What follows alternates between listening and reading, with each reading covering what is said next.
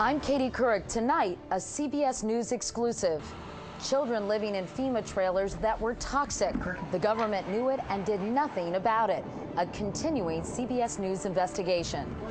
Also tonight, a gun battle between Virginia and New York City. After New York cracks down on illegal gun purchases, a Virginia gun rights group starts raffling guns off. 6024. Fighting for freedom and keeping hope alive, saving a couple of whales named Freedom and Hope who have lost their way. And proof that the American dream is alive and well. His story in Steve Hartman's Assignment America tonight. This is the CBS Evening News with Katie Couric. Hello, everyone. We're beginning tonight with a CBS News exclusive, a follow-up on our report exposing an emerging health crisis for thousands of survivors of Hurricane Katrina.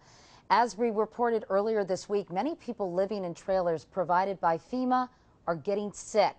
Tonight, we can tell you FEMA has known for a long time that the trailers are toxic, but did little about it. CBS News Chief Investigative Correspondent Armin Katayan, who first broke this story, has the follow-up tonight. 21 months after Hurricane Katrina virtually blew the Gulf Coast off the map, some 86,000 families still call these FEMA travel trailers home. As we reported earlier this week, formaldehyde fumes seeping from these trailers pose a serious health risk to some young children. On Wednesday, the man in charge at FEMA, David Paulison, had this to say on Capitol Hill. The formaldehyde issue was brought to our attention, and we actually went out and investigated. We used EPA and some other agencies to do testing. We've been told that the formaldehyde does not present a health hazard. Paulison's comments were based on this report publicly released by FEMA 2 weeks ago. But according to this internal FEMA document obtained by CBS News, FEMA knew of extremely high levels of the cancer-causing chemical more than a year ago, after its own employee safety department ran tests in March of 2006. Those tests done on 28 trailers found at least 20 had levels of formaldehyde much higher than the EPA's recommended workplace limit of 0.1 parts per million. In one case, more than 1,000% higher. This takes the cake. Now people live in the trailers have to worry if their children are breathing fumes that could cause cancer or some other disease. After our report, Democratic Senator Landrieu called for an investigation. A Republican congressman has also called for hearings into what FEMA knew and when. Today, a FEMA spokesman said the internal document presented a worst-case scenario and that we were misinterpreting the data, Katie. Meanwhile, Armin, some of these kids are sick now, so is FEMA doing anything about it? Well, it's interesting. Since our report first aired, we've learned that the chief medical officer for the Homeland Security has now begun to investigate the matter. All right, Armin Katayan. Armin, thank you. Now to a gun battle that is breaking out between the city of New York and supporters of gun rights in the state of Virginia, or the Commonwealth of Virginia. It's led to an in-your-face gun giveaway. And Sharon Alfonsi has that story tonight. If you think this is your typical raffle, look again. Giving away a gun is just as American as apple pie. The door prize at this Virginia event, a rifle and a pistol. But all this wasn't really about those guns. It was about taking aim at New York Mayor Michael Bloomberg's crackdown on Virginia gun shops. He needs to mind his own business.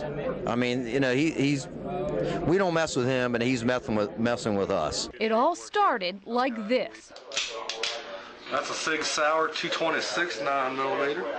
Undercover investigators hired by New York City went to Virginia gun stores to make a so-called straw purchase of a gun, buying a semi-automatic weapon illegally.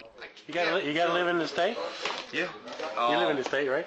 Investigators say the man who does all the shopping but might not pass a background check used a woman who could to buy the gun.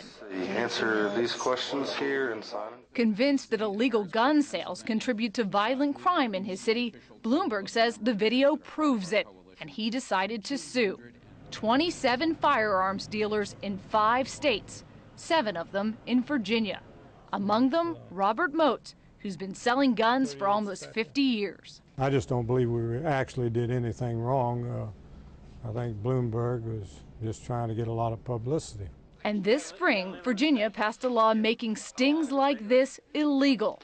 Parents of one of the Virginia Tech students killed in last month's shooting came to protest the gun raffle. Bloomberg called the event sick. Gun owners say that's his right, just don't call it illegal. Sharon Alfonsi, CBS News, New York. Turning now to the historic deal to overhaul America's immigration laws. The Bush administration today began trying to sell the plan, and the Secretary of Homeland Security emphasized that a critical part of it is border security. Here's our Justice correspondent, Bob Orr. The pressure on U.S. Customs and Border Protection agents is unrelenting. The sheer scope of their challenge staggering. Just last month, nearly 106,000 illegal aliens were arrested trying to enter the country. 99% of them along the porous Mexican border. The truth is, almost all of those apprehended are not dangerous felons, but rather workers looking for jobs. Here's the real Homeland Security benefit to the immigration reform package. Homeland Security Secretary Michael Chertoff, who helped broker the immigration deal in secret meetings on Capitol Hill, says immigration reforms will allow border agents to better target real threats. Right now, they're spending a lot of their time chasing housekeepers and landscapers. I'd rather get the housekeepers and the landscapers in a visible, regulated program where they have to pay a fine and they have to obey the law, so I can focus all of our energy on the people that everybody agrees are the big threat: the dope dealers, the gangbangers, and the terrorists. The key will be the ability to identify alien workers. Those seeking legal status will be issued tamper-proof IDs, complete with fingerprints and photos. Those without IDs will draw extra scrutiny. The current system is overwhelming for border agents, who struggle to identify the truly dangerous among the masses. There's no practical way they can actually detect on a regular basis those who might really be a threat to the United States. But security officials caution it will take years for the immigration reforms to fully take effect. And they concede that's a problem, considering the urgent need for action right now. Bob Orr, CBS News, Washington. Now to the Middle East, the scene of bloody street battles between the rival Palestinian factions, Hamas and Fatah. Israel made it clear today which side it is backing. Israeli warplanes pounded Hamas targets in Gaza in retaliation for dozens of Hamas rocket attacks on Israeli border towns. The United States is also supporting Fatah in the battle with Hamas. National security correspondent David Martin has more about that tonight. This latest fighting between Palestinian factions is part of a larger battle to fill the power vacuum left by the death of Yasser Arafat. And the U.S. is backing one side, the Fatah party, to the tune of $59 million. When there is a showdown, we want the right people to come out on top. According to Mideast expert Robert Satloff, the right person is Mahmoud Abbas, the Palestinian president. Most of that $59 million will be spent to equip and train his palace guard. The training will be done by contractors, and the equipment will include radios and uniforms, but not, U.S. officials insist, weapons or ammunition. According to former Mideast negotiator Aaron Miller, there's no secret about which horse the U.S. is backing. The U.S. is supporting Abbas. Big time. Well, how big time? Well, I think it's the key on the Palestinian side to the hopes of this administration to create some sort of political process with the Israelis. As leader of the Fatah party, Abbas is willing to enter peace negotiations with Israel. But his parliament is controlled by the radical Hamas faction, which refuses to recognize Israel's right to exist and has been labeled a terrorist group by the Bush administration. The U.S. wants the Hamas government to fall, but Miller doubts that will work. We tried to starve it, we tried to boycott it, and now presumably we're trying to create a counter force to beat it on the streets. And those tactics have not worked, and I suspect they will not work. For now, says Israel's ambassador to the U.S., the situation is very volatile. The trend is very negative. David Martin, CBS News, the Pentagon. There is more news ahead. When we come back, two presidents, two unpopular wars, and how one person can make all the difference.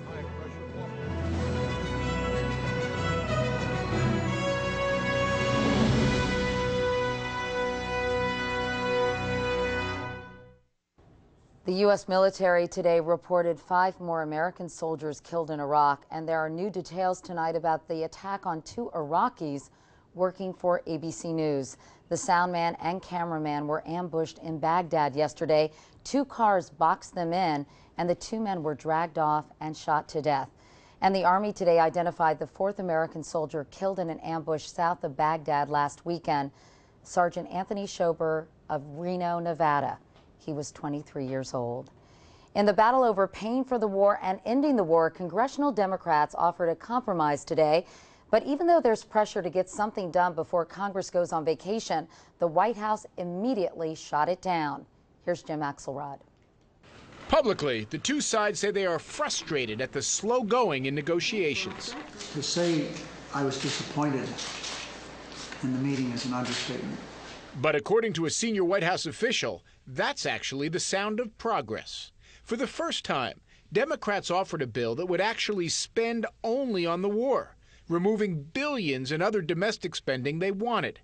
Yes, this offer was tied to the White House accepting troop withdrawal deadlines, a non-starter for the administration, but it is a new offer from Capitol Hill.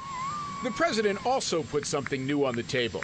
The White House listed the 16 benchmarks or goals the Iraqi government must meet, such as laws to divide oil money and disarm militias. For the first time in the White House offer, there would be consequences. If the benchmarks are not met by mid-September, Iraq would lose $2.1 billion in economic aid. There is now a week until the deadline to get a deal done. With Mr. Bush's 32% approval rating, due largely to this unpopular war, he has every incentive to make it happen. Katie? Jim Axelrod at the White House tonight. And now we want to take you back 40 years to another unpopular war and to a journalist who stood up to the commander-in-chief. It was Vietnam. The president was Lyndon Johnson, and that journalist, CBS News correspondent Walter Cronkite.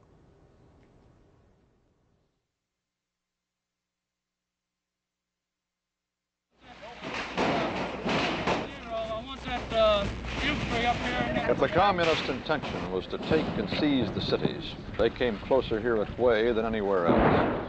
For Walter to come round to a view that America was fighting a wrong war took a bit of real strong stuff. When I came back, we did a documentary, but in the conclusion of that, I simply told people what I thought about the state of the war in Vietnam, and it was that we better get out of it. He thought he knew what the truth was, and he thought he had an obligation to tell it. It is increasingly clear to this reporter that the only rational way out then will be to negotiate, not as victors, but as an honorable people who lived up to their pledge to defend democracy and did the best they could.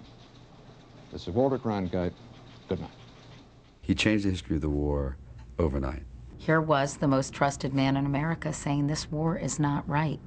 And Lyndon Johnson was sitting at a television set that night and said, if I've lost Walter Cronkite, I've lost the American people. It is remarkable that one anchorman, one reporter, one journalist, whatever, could really affect the political fate of the country. But they didn't call Walter the most trusted man in America for nothing. And tonight, CBS News will look back at the remarkable career of Walter Cronkite, who's 90 years old now and still going strong. It's a special broadcast you won't want to miss. That's the Way It Is, celebrating Cronkite at 90, tonight at 8, 7 Central. And coming up next, desperate measures to save the whales in a place where no whale has gone before. A whale of a tale is playing out tonight in the port of Sacramento. A couple of wayward humpbacks, mother and child, are stranded. Marine rescue crews are trying to coax them out to the open sea. Here's Sandra Hughes. The mother humpback whale and her calf took a colossal wrong turn from the sea, dead ending in the shallow waters of the Sacramento River. Now scientists and rescuers are scrambling to save them. We've never had injured cow-calf pairs this far up a river before, and so we're taking it very easy and deliberately because we don't want to make any mistakes along the way. Seeing a whale swimming here is unheard of. No wonder the pair has attracted fans. It's right here in Sacramento. I can't believe it. We've nicknamed them Hope and Freedom. We hope that they find their way out. So does everyone else. So far, the whales aren't moving. No whales have traveled farther from the sea. Their migration route, which includes giving birth between Hawaii and Mexico, then traveling north to Alaska, was somehow interrupted. They veered into San Francisco Bay from the Golden Gate, then headed east and north some 90 miles up the Sacramento River and into the port of Sacramento. Scientists have tried for 2 days to lure the pair back down the river with these sounds of other humpbacks eating. If the whale music falls flat this time, they'll herd the whales by boat. But what are the odds it will work? You know, as a Brit, I don't gamble in public. But it is a good bet there's still time. In 1985, another whale returned from the river to the sea after 26 days. Sandra Hughes, CBS News, Los Angeles. Now to something retrieved from the sea after about 4 centuries. In Florida today, deep sea explorers showed us what they found recently off the coast of England. Inside all those plastic containers are 50,000 gold and silver coins worth an estimated $500 million. They may have come from a 17th century merchant ship. And this business note tonight, Anheuser-Busch is pulling a controversial drink off store shelves, a fruit-flavored alcoholic drink called Spikes, packaged in colorful bottles. Critics say it was aimed at underage drinkers. The company says Spikes is being pulled because of poor sales. Coming up next, an immigrant story. You'll meet the amazing Dr. Q in Steve Hartman's Assignment America.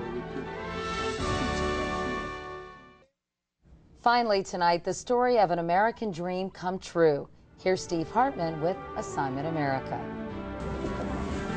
By all accounts, this man they call Dr. Q is one of the best up-and-coming neurosurgeons in the country.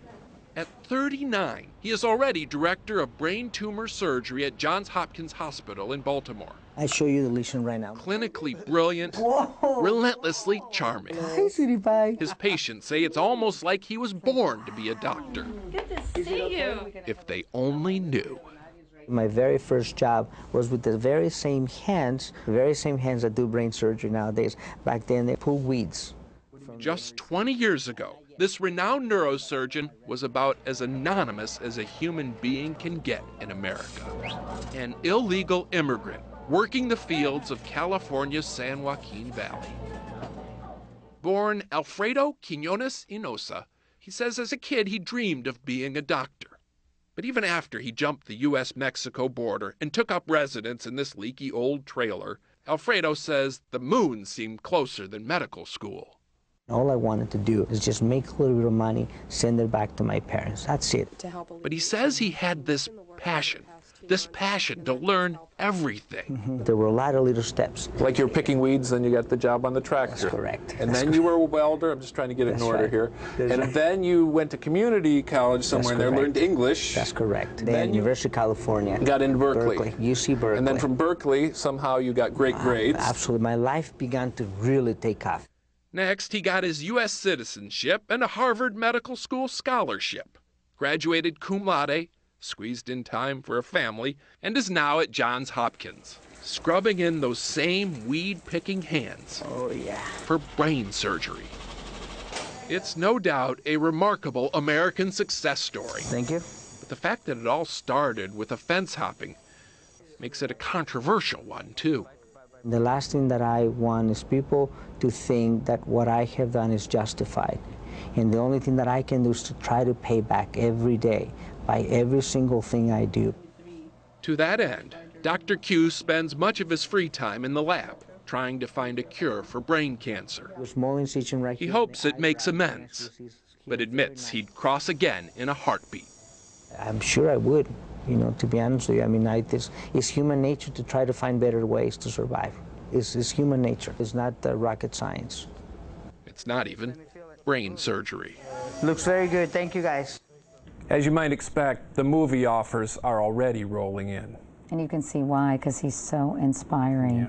Meanwhile, I understand you have an update on the story from last week? We have an update on last week's story about the oldest person to ever graduate from college. 95-year-old Nola Osh got her diploma last weekend. She also had the loudest cheers and the brightest smile of any graduate there, including her granddaughter. Now for this week's choices. First, the story of Todd Taylor, recently named the fastest banjo player in the world. Or how about this one? Two Russian sisters, ages 19 and 21, both have PhDs, both have law degrees, and both are packing their bags to become assistant professors in finance. Or finally, Daniel Lazzotti, homeless and living by himself in a shed. This 18-year-old is graduating from high school with a 3.7 GPA and heading off to college on a scholarship. Would you like to meet him? So those are your choices. To vote, go to cbsnews.com and click on Assignment America. The story with the most votes plays right here next Friday night.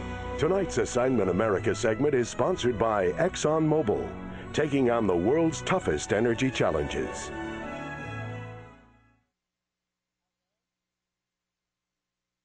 And that's the CBS Evening News for tonight. Thanks for watching this week. I'll see you again Monday. Until then, have a great weekend. Good night.